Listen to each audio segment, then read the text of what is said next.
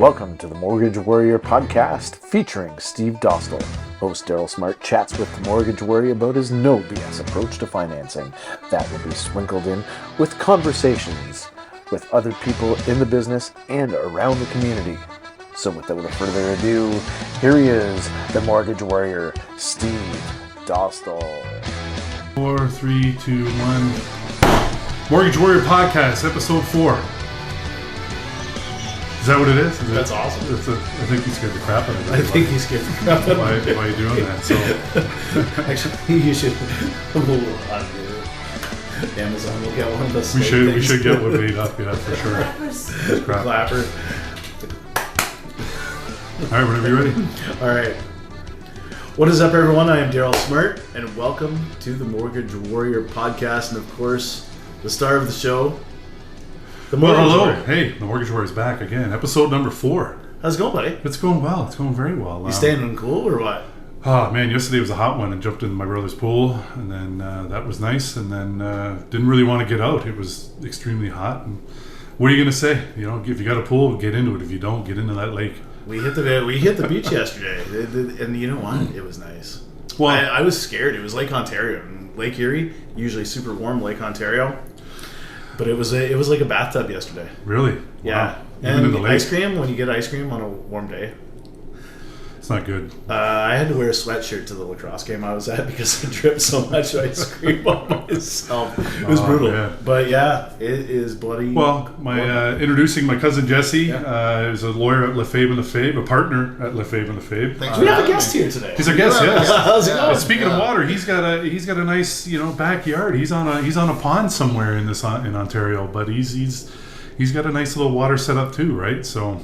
Have you ever swam there? That's the next question. We were just talking about where you lived, and I grew up a block and a half away from you, and I'm there pretty much all the time still. Yeah. Have you jumped into Shadow Lake? I have not jumped in myself, although I've been doing some clearing up of the area sort of by our pond. So I've gotten wet a couple times. It's mostly the kids out there that have jumped off the paddleboard a few times, and did you get them I wouldn't recommend going in there every day, but we've had some good times. And again, in this heat, you'll take whatever water you can find.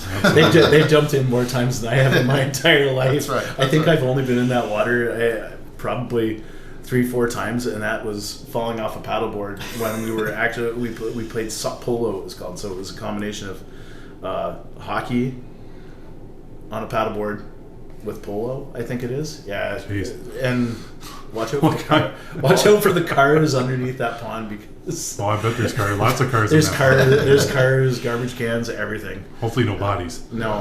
Hopefully no bodies. But reason why Jesse's here Yep. is obviously Jesse, being a litigation lawyer, has helped out in a lot of factions with me in regards to suing people or trying to get the money back that is owed to you, and or the landlord tenant board, which Jesse is well in tuned and a little frustrated right now with it. But I'm going to let Darryl come in and kick in a couple questions. So basically, what we're doing is we're going to start bringing some guests on that are part of what we do here. Meaning that if something goes south on that, if we're lending out somebody's money and people need to get that money back and they're being difficult on it, that's where we hire Jesse.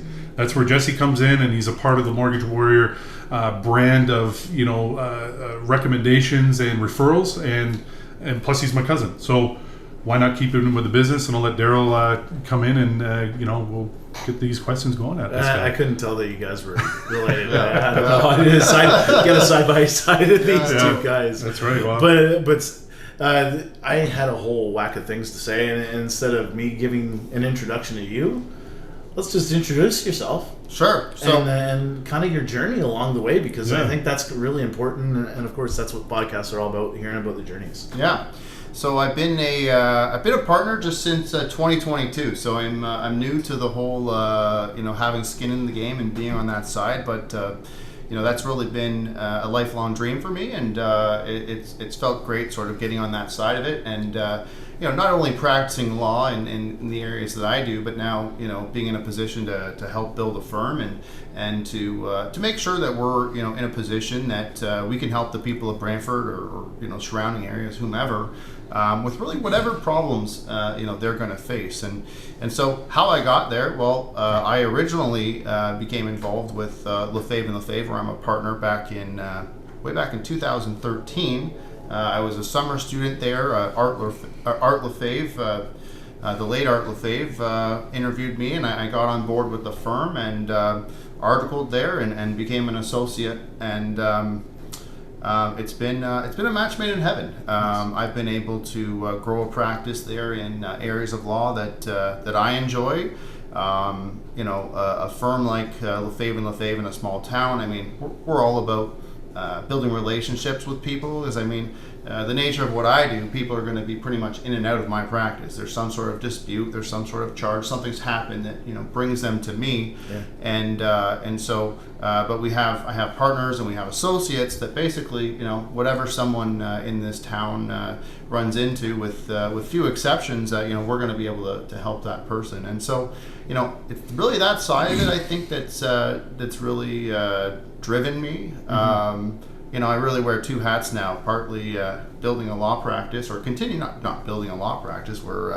We've been in Brantford now for 70 years, since 1952, but just continuing to build on that. I'm sort of the young guy in the partnership with my three partners, Lloyd St. Amand, Paul Odie, and Robert Lefebvre, of course. And so it's been a journey, getting close with those guys, meeting so many members of our community and helping them out in so many different scenarios. It's been great.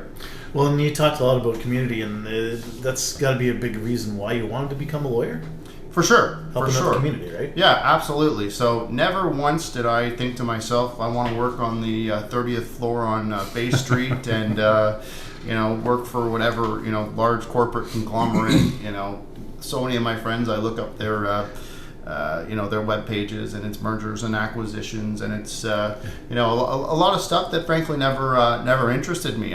From the day I wanted to become a lawyer, and I recall I was at University of Windsor in my undergrad, thinking I'd go into communications, public relations, something like that. Not a bad way to go. There you go. Yeah, you probably you'd probably make a lot more money than this. So I think realistically what we're trying to get at here is that any of my realtor friends, anybody who's listening to the podcast, that if you have any issues with any kind of litigation, any criminal stuff, Jesse's your guy, because he's helped me out in regard, not criminal, those days are long gone for me back in the 90s, but half a lifetime ago, but we could talk about that another day.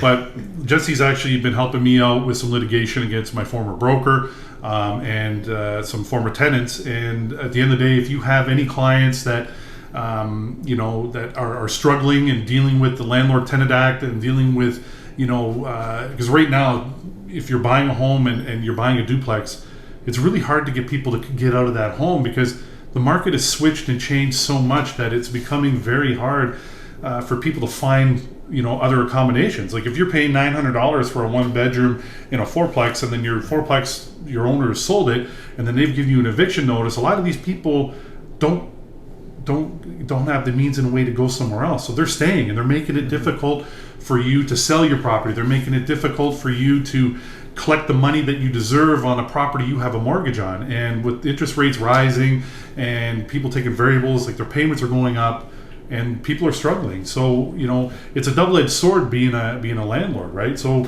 Jesse, if you can elaborate on some of what you can do with the Landlord Tenant Act, that would be amazing. Yeah. So certainly we are operating in a system that's to say that it's not operating at full capacity would be an understatement. And so certainly my work with the Landlord Tenant Board, it could be on the frustrating side, as Steve has quite capably pointed out. Even before COVID, a tenant that really knew what he or she was doing could make it really difficult on a landlord. There's strategically missing hearings and bringing reviews and appeals, and the reality is the laws are drafted all in favor of the tenant. And every landlord I ever meet with, I say, this isn't going to be as easy as you think it is. And, it's probably going to take longer than you think. Because, what was once already not a great system with COVID, the delays are just incredible. And but you know what? We are getting through it. And no matter how much these tenants push back, we ultimately, we do get our result, and we have creative ways, the best we can under the law, to try to help landlords get their properties back. But we are behind the 8 ball as landlords, and to try to get tenants out and try to get our properties back.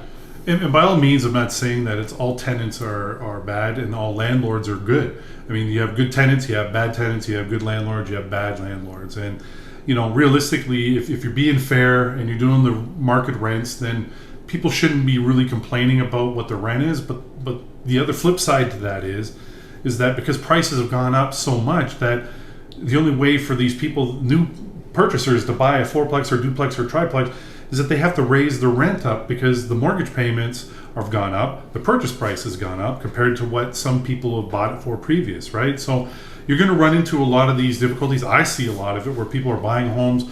I got some clients now that are buying a home, the tenant still hasn't left in it, but they still have to follow through with the purchase, right?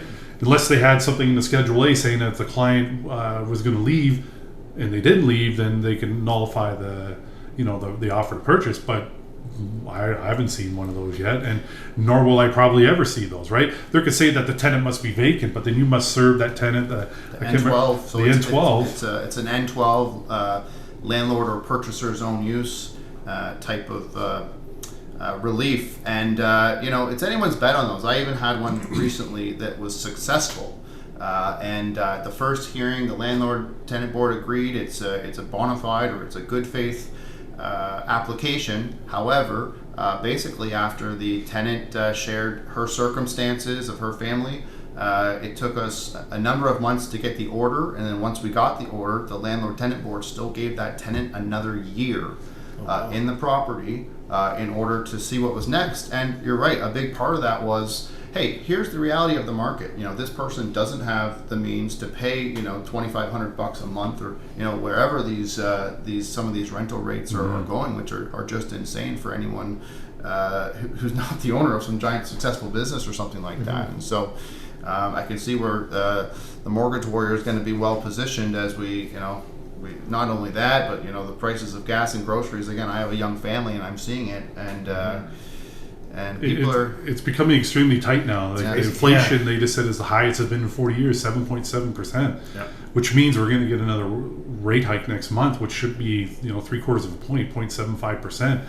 Prime rate already is at 3.7. Imagine if that goes up another 0.75%. I mean, people's variable rates are going up. People's renewals, when they're going to be shocked to see how much more they're paying when they had a 2% 5-year fix, and now they're going to be, we're giving out a 5.04 insured rate now.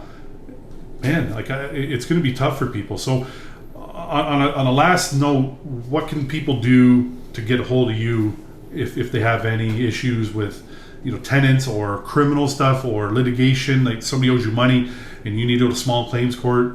How do we get a hold of you? Yeah, so we have our we have full-time reception. So the phone number is 519-756-3350. I mean, if you explain to our reception sort of what area you have an issue in, we'll certainly direct. We've got 7 lawyers on staff, so we basically do it all. Now, and I hate to interrupt there, but you have now your real estate's starting to ramp up a little more with a couple new acquisitions, from what I'm hearing. That's correct.